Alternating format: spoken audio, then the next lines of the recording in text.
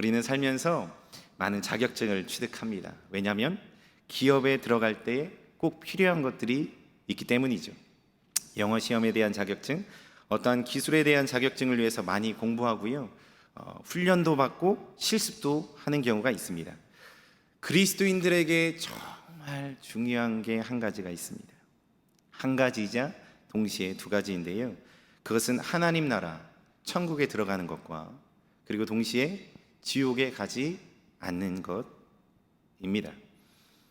요즘 미디어를 통해서 계속 이렇게 나타나는 메시지들이 있어요. 무엇이냐면은 죽음 이후에 천국과 지옥이 아니라 환생한다.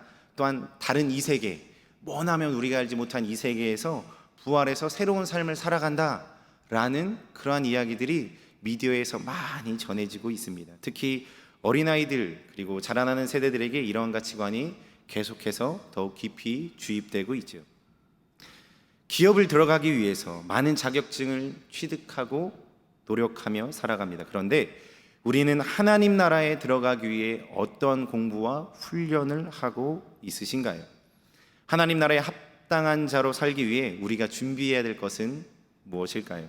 오늘 말씀을 통해서 우리가 이 땅 가운데 그리스도인 그리고 몸된 예수 그리스도의 몸된 지체 그리고 교회로서 어떻게 준비하며 훈련해야 될지 오늘 말씀을 통해서 나누기를 원합니다. 면접을 볼 때 사람들이 열심히 준비하는 게 있어요. 무엇이냐면은 그 회사에 대한 가치 그리고 정보 추구하는 방향을 공부하고 면접에 들어갑니다. 왜일까요? 회사가 추구하는 방향성에 맞게 대답을 해야 그 회사에 입사할 수 있기 때문이죠. 그뿐만 아닙니다. 회사에 들어가도요 하는 게 있어요. 뭘까요? 인턴 과정이라는 것을 밟습니다. 그래서 얘가 정식 직원으로 받아들일 만한 녀석인지 아닌지 삶을 통해서 또 검증하는, 테스트하는 시간들을 또 겪게 되죠. 하나님 나라는 노력으로 들어가는 것은 아닙니다. 그렇지만 은혜로 주어진 구원과 영원한 생명을 받은 자로 우리는 가만히 살아갈 수 없습니다. 회사에 들어가기 위해서도 이렇게 큰 노력을 하는데 우리 하나님 나라 값없이 주어진 이 은혜를 받은 자로서 우리가 주님 안에서 능히 가만히 있을 순 없는 줄 믿습니다. 그렇게 우리가 하는 것 중 하나가 있습니다. 바로 봉사입니다. 하나님 나라에 들어가기 위해 봉사가 꼭 반드시 무조건 봉사를 해야 천국에 들어가는 것은 아닙니다. 그러나 봉사는 우리에게 그리스도의 장성한 분량에 이르는 데에 중요하고 중요한 역할을 합니다. 다시 말해서 우리는 주신 은사에 따라 봉사의 일을 감당해야 한다는 것이죠. 우리 말씀을 보면서 우리 한번 볼까요? 11절부터 13절까지의 말씀입니다. 한 목소리로 읽겠습니다. 시작.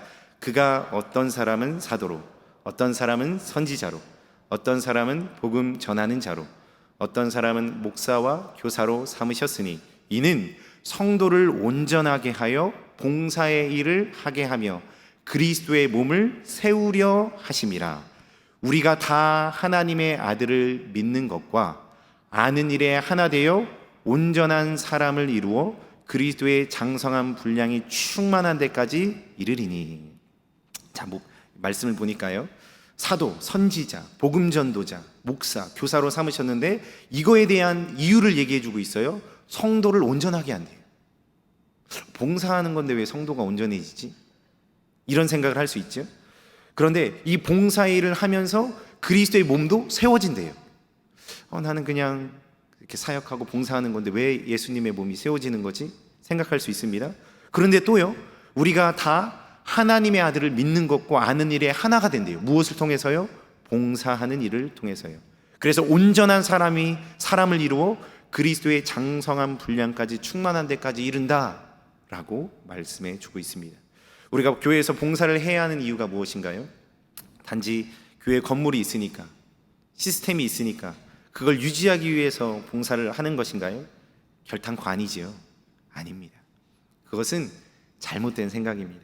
성경은 각각 은사에 따라 봉사의 직분을 주셨는데 이것을 통해서 장성한 분량에 이르기까지 하길 위해서 봉사를 해야 된다라고 분명 오늘 말씀 가운데 우리에게 알려주고 있다라는 것이죠. 우리가 맡고 있는 봉사의 일은 단순히 일이 아니라는 거예요.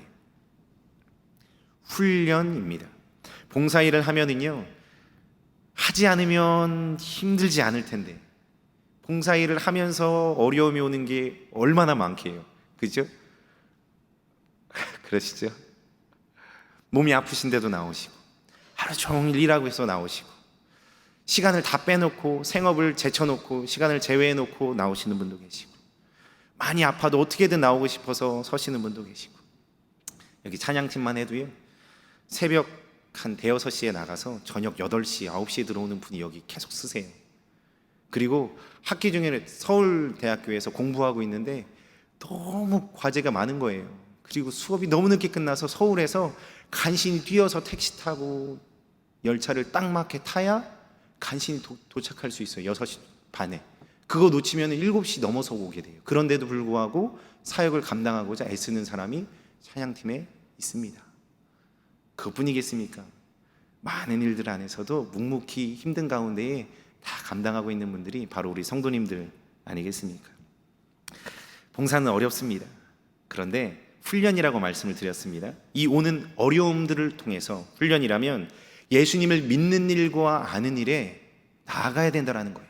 이어져야 되는 것이 봉사의 일이 단순히 봉사의 일이 아니라 이 봉사의 일, 가진 은사, 주신 은사에 따라 주어진 봉사의 직무를 감당하면서 하나님을 향한 믿음, 예수님을 아는 것, 그곳까지 이어져야 된다라는 것을 오늘 말씀을 통해서 우리는 알 수가 있습니다. 봉사하다 보면요 자기 주장이 강해질 수 있습니다. 화가 날 수 있어요.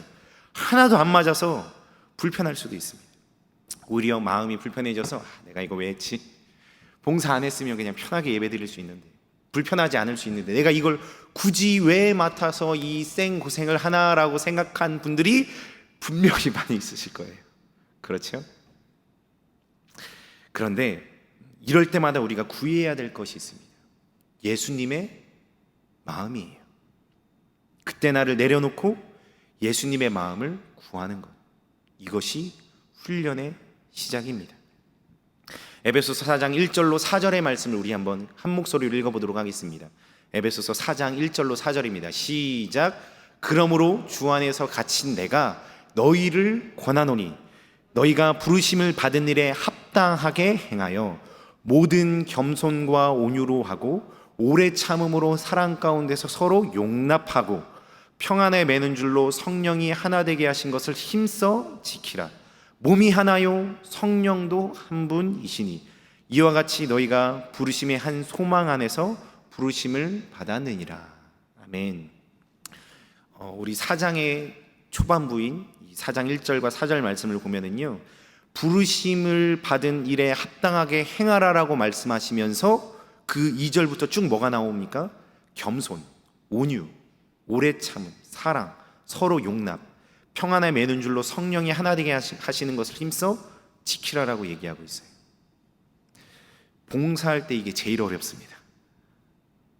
많은 사람들과 협업해서 일을 할 때 이게 정말 어려워요.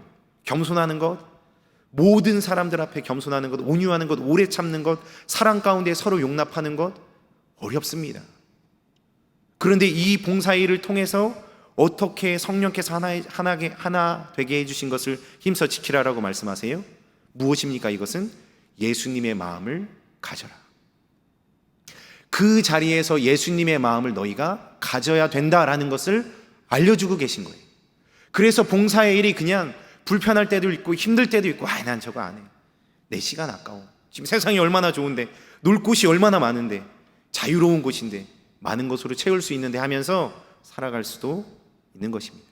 성경은요 봉사일을 통해서 예수님을 알아야 된다, 봉사일을 통해서 예수님께 나아가야 된다, 하나님을 아는 일과 믿음의 자리로 가야 된다라고 분명히 말씀해 주고 있습니다. 우리가 섬기는 봉사는, 이 봉사의 직무는 취미가 아닙니다. 부르심을 받은 일에 합당히 행하는 것 자체입니다. 그 가운데 우리가 겸손, 온유, 오래 참음, 주님의 마음을 가지고 사랑하며 서로 품으며 나아가는 것이죠. 이를 통해서 성령 안에서 하나됨을 유지하는 것이, 첫째로는요 내가 먼저 성령 안에서 하나됨을 유지하게 돼요. 그리고 둘째로는 나를 통해서 다른 영혼들이 성령 안에서 하나됨이 유지되는 것입니다. 사랑하는 성도님들, 성령 안에서 하나됨을 계속 유지하며 지켜나가신 우리 성도님들이 다 되시기를 예수 그리스도의 이름으로 부탁을 드립니다. 목사로서 정말 중요한 시기가 있습니다. 언제인 줄 아시나요? 바로 사역지를 옮길 때입니다. 좋고 나쁜 사역지를 떠나서 하나님이 인도해 주셨다라는 믿음이 반드시 필요해요. 아니면 내가 선택해서 이곳에 왔어 한다고 하면은 큰 어려움이 생기잖아요. 그럼 그걸 어떻게 감당해요? 내가 잘못 선택하고 와서, 내가 기도 잘하지 않고, 내가 하나님 앞에 믿음으로 맡겨드리지 않아서 여기 와서 쌩 고생하고 있구나. 나 이제 어떡하나, 이거 어떻게 바로잡지? 이 생각을 할 거 아니에요. 그래서 제가 사역지 옮길 때마다 제가 청년이었을 때 이제 주신 마음이 무엇이냐면은 믿음의 장치를 하나 놔야 된다. 이 마음이 와서 하나씩 놓기 시작했어요. 무엇이냐면 처음 모교에서 사역지를 이제 제가 서울로 본교회라는 곳에 갔거든요. 거길로 갔을 때 장치를 둔 게 9월 달에는 사역자를 잘 구하지 않아요. 그런데 하나님, 제가 9월 달에 저한테 오라고 하는 곳에 그곳에만 넣고 아니면은 저 모교회에서 계속 사역하겠습니다. 이렇게 말씀드렸어요. 그런데 이제 들어온 곳이 한 곳이 있는 겁니다. 그래서 이력서를 넣었어요. 근데 3주가 지나도 연락이 안 와요. 보통 한 주 지나면 연락이 오거든요. 있으라고 하시는 거구나. 이렇게 있었습니다. 그런데 3주나 지나서 연락이 오더라고요. 왜냐면 제가 그때 청년회에서 청년회장을 많이 한 것도 아니고 사역을 많이 경험한 것도 아니기 때문에 사실 이 초짜를 누가 부르겠습니까? 그래도 그 교회는 또 규모가 있는 교회라 또 다음 세대에 올인한 교회거든요. 그래서 그 교육부 전도사들을 굉장히 심도 있게 분별하면서 하는데 저 아무것도 없거든요. 진짜 이력서 보면 정말 볼 게 없는데 안 들어오니까 저를 뽑은 거예요. 그래서 거기 있으면서 힘든 일이 있었게요? 당연히 있죠. 역시 너무나도 잘하시는군요.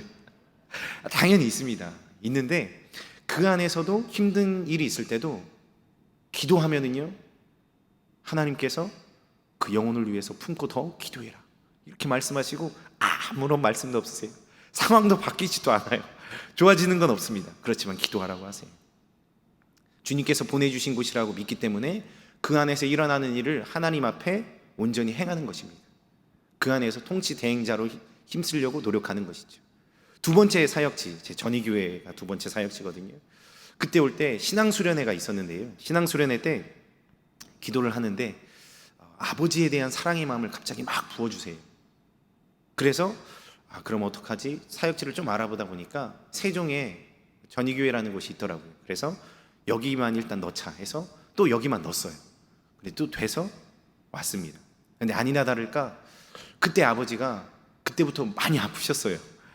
요양병원에도 계속 계시고 저녁에도 같이 있어드려야 될 때가 있고 요양병원에 지금까지 계신데 쭉 그 시간을 지내면서 아버지가 그때 예수님을 잘 안 믿으실 때인데 매주 월요일 날 대전에 가서 아버지 찾아뵙고 기도하고 전도하고 저희 아내랑도 데이트하면서 아버지한테 가고 그런 시간을 많이 지냈습니다. 다음 사역지도 똑같습니다. 믿음의 장치를 하나하나씩 하면서 그 다른 곳에 가서도 그곳에서 힘든 일이 올지라도 내가 선택한 곳이 아니라 하나님께서 보내주셨다라는 믿음이 저는 필요했기 때문에, 저에게 믿음이 없기 때문에요. 그래서 곳곳마다 장치를 했습니다. 그렇게 했기에 가서 많은 어려움이 있었지만 그래도 믿음으로 주의 말씀을 붙들고 버틸 수, 견뎌낼 수, 이겨낼 수 있었던 것 같습니다. 사랑하는 성도님들, 우리에게 맡겨주신 봉사의 직분, 그리고 맡겨주신 교회, 보내주신 이곳, 하나님의 섭리를 우리가 인정하고 믿음으로 바라본다면 이 안에 일어나는 모든 일들이 나를 연단시키시고 나를 사용하셔서 그 공동체를 새롭게 하려고 하시는 것임을 예수님의 이름으로 믿으시기를 바랍니다. 우리에게 주어지는 것, 그 곳곳마다 하나님을 인정하기 시작하면 헛된 것이 없어요. 그런데 내가 선택했다고 믿기에, 내가 이곳에 앉아있다고 믿기에, 내가 행하고 있다라고 믿기에, 내 노력을 기부하고 있다고 생각하기에 그것이 힘든 것이에요. 힘들 때 이겨내지 못하는 것이. 제가 우리 교회에 와서 제가 한번 설교 때, 첫 설교 때 한번 나눴을 거예요. 위에서 기도하는데 상처에 대한 마음을 가득 부어주시는 거예요. 왜 이렇게 상처에 대한 마음을 부어주시나 하면서 위에서 펑펑 울면서 이제 기도했는데 우리 모두가 상처가 있구나라는 것을 제가 있으면서 조금 더 깊이 깨닫는 부분이 살짝 있었습니다. 상처라는 단어를 들으면은 떠오르는 한 분이 있어야 됩니다. 누구일까요? 정답이 나왔어요. 누구일까요? 예수님입니다. 예수님. 그 상처의 자리에서 예수님을 아는 것, 예수님을 믿는 것으로 마음을 바꿀 때에 우리가 훈련이 되어져요. 봉사의 일이 아무것도 아니지만 그 자리에 예수님의 마음으로 예수님을 아는 것과 믿는 것으로 치환해버리면, 변형시켜버리면 그 자리가 하나님 나라 안에서 훈련받는 자리임을 믿으시기를 바랍니다. 저는 이것이 봉사의 능력이라고 생각합니다. 미국 어느 곳에서 어느 교회에서 성가대가 있었어요. 근데 토요일 날 모이네요. 7시만 되면 딱 모입니다. 그런데 한 분도 수년 동안, 수십 년 동안 늦는 분이 한 분도 없어요. 정말 대단한 곳이죠. 공동체죠. 정말 사모함으로 와서 찬양 연습하고 정말 늦지 않는 그런 공동체였습니다. 그런데 어느 날 한 명도 안 온 거예요. 한 명도 안 와요. 성가대원들이. 그런데 무슨 일이 있었는 줄 아십니까? 실화입니다. 그날 교회에 가스가 폭발했어요. 가스가 폭발해서 큰 사고가 났습니다. 그런데 그 시간, 성가대 연습하는 시간이었는데 한 사람도 다치지 않았어요. 아무도 안 왔거든요. 아무도 안 왔어요. 주님의 전 섭리라고 믿습니다. 봉사하는 것 우리가 할 수 있지만 내가 이 봉사의 직분을 하나님 앞에서 하고 있다라고 믿는다면 주님께서 기억하셔서 마땅히 피할 길을 주시지 않겠습니까? 하나님의 직분이 그때 되는 것이 아닐까요? 내가 나의 직분이라고, 내가 하는 것이라고 여긴다면 그거는 나의 것입니다. 나의 기능을 정말 기부하는 것밖에 되지 않을 수 있어요. 그렇지만 주님께서 나에게 주셨어요. 하나님께서 나에게 허락하신 것이고 이 직분을 통해서 이루실 것이 있을 거야 라는 믿음이 있다면 그것은 하나님의 역사, 하나님의 봉사의 일이 될 것입니다. 하나님께서는 봉사하는 곳곳마다 예수님의 마음으로 나아가기를 원하십니다. 그리고 성령과 하나님을 이루어 가기를 원하신다라는 것이죠. 예수님은 머리, 성령님은 마디, 우리는 지체라고 성경 가운데 말씀해주고 있습니다. 우리는 이것을 이루기 위해서 힘써야 된다라는 것이죠. 우리 14절로 16절의 말씀을 보겠습니다. 14절부터 16절의 말씀을 한 목소리로 읽습니다. 시작. 이는 우리가 이제부터 어린아이가 되지 아니하여 사람의 속임수와 간사한 유혹에 빠져 온갖 교훈의 풍조에 밀려 요동하지 않게 하려 함이라. 오직 사랑 안에서 참된 것을 하여 범사에 그에게까지 자랄지라. 그는 머리니 곧 그리스도라. 그에게 온 몸이 각 마디를 통하여 도움을 받음으로 연결되고 결합되어 각 지체의 분량대로 역사하여 그 몸을 자라게 하며 사랑 안에서 스스로 세우느니라. 아멘. 우리가 있는 곳에서 훈련을 받고자 할 때, 하나님께서 나에게 맡겨주신 사명이라고 믿고 훈련을 받을 때 일어나는 일이 있습니다. 머리이신 예수님의 그 뜻이 내 안에 임해요. 그리고 그 뜻이 성령께서 마디가 되어져서 연결케 해 주세요. 이것을 교회라고 이야기하는 것입니다. 이게 교회예요. 세상에서는 교회는 건물이지, 사업하는 곳이지, 돈 버는 곳이지. 네. 그렇지만 교회의 본질은 절대 잃어버리시면 안 됩니다. 교회의 본질은 오늘 말씀과 같이 예수 그리스도를 머리로 하는 몸된 지체입니다. 이것을 잊는다면 우리에게 소망이 없습니다. 일이에요. 그냥 세상에서 하는 똑같은 일이에요. 무엇하러 새벽부터 나가서 새벽기도 차에서 들으면서 저녁 8시 늘 항상 넘게 끝났는데 봉사를 하겠습니까?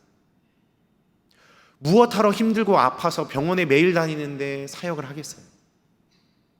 무엇하러 사역하면서 마음이 점점 어려워지는데 감당하겠어요? 우리 베이스 치는 홍덕표 집사님 일하러 갔어요. 늘 일어날 때가 많이 있죠. 저녁에 바로 일하러 가요. 힘든 일, 새벽 밤새서 일하러 가는 겁니다. 제가 찬양팀원들의 사정을 다 알기 때문에 말할 것이 많지만 다 어려운 사정들이 다 있어요. 그 안에서 충성되이 사역하는 것을 봅니다. 우리 성가대도요. 봉사하는 수많은 곳곳, 새가족부와 모든 곳에서 다 그렇게 우리가 사역하는 것 아니겠습니까? 사랑하는 성도님들, 우리가 봉사하는 곳곳마다 예수 그리스도를 머리로 하는 몸된 지체로서 성령 안에서 연결되는 역사가 있으시길 예수님의 이름으로 축복합니다.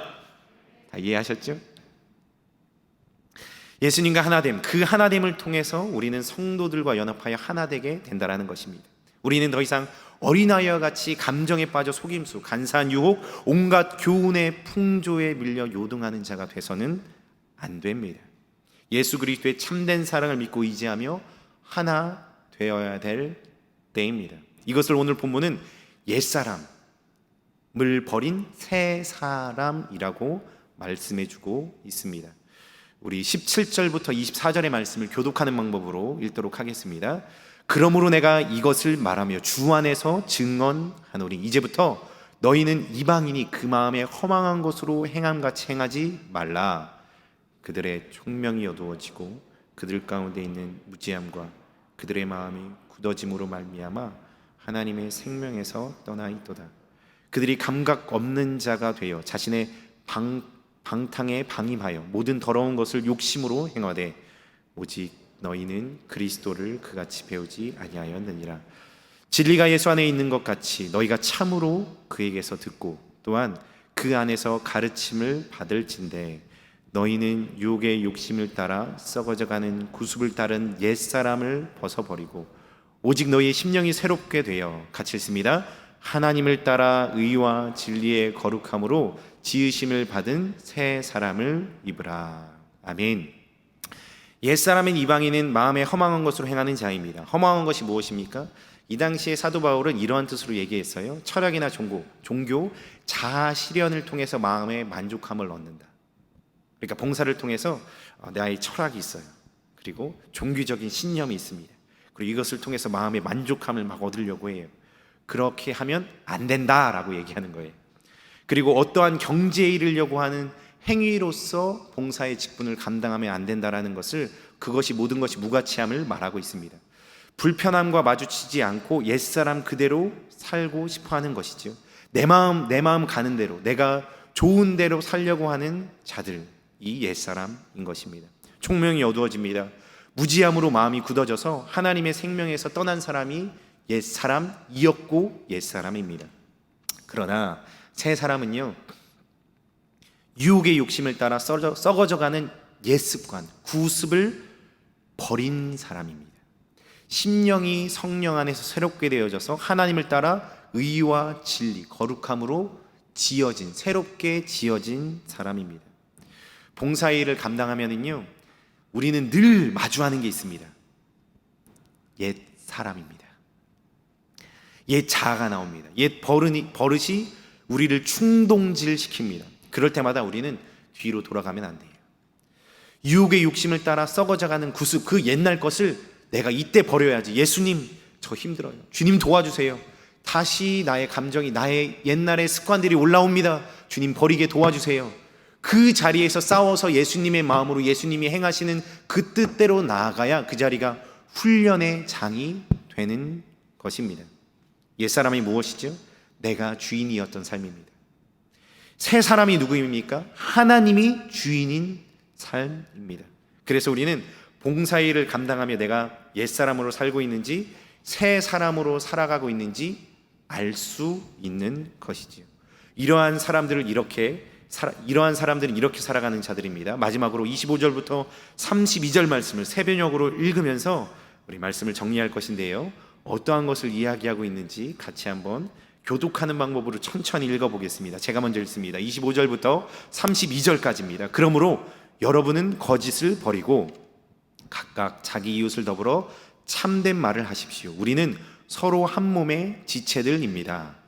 화를 내더라도 죄를 짓는 데까지 이르지 않도록 하십시오. 해가 지도록 노여움을 품고 있지 마십시오.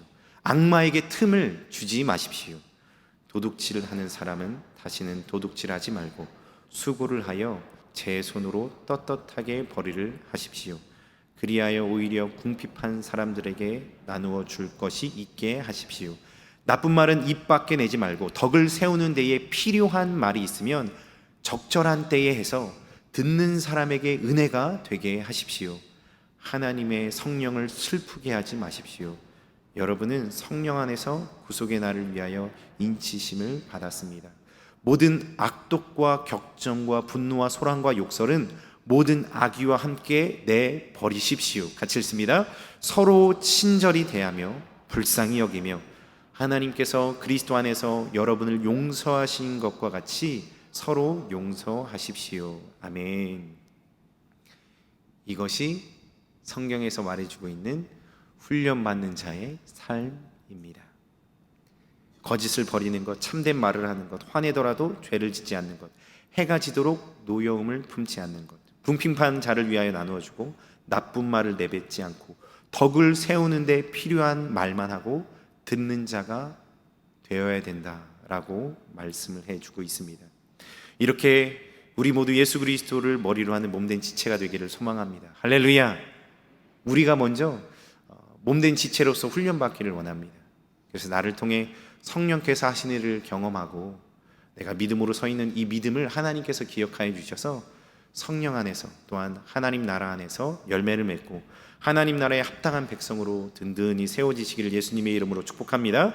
그것을 뛰어넘어 하나님 나라의 확장을 위해서도 쓰임받으시는 우리 모든 성도님들이 다 되시기를 예수 그리스도의 이름으로 다시 한번 축복합니다. 시간 옆에 분과 같이 함께 인사할까요? 훈련을 잘 받읍시다. 예수님 안에서 하나 됩시다.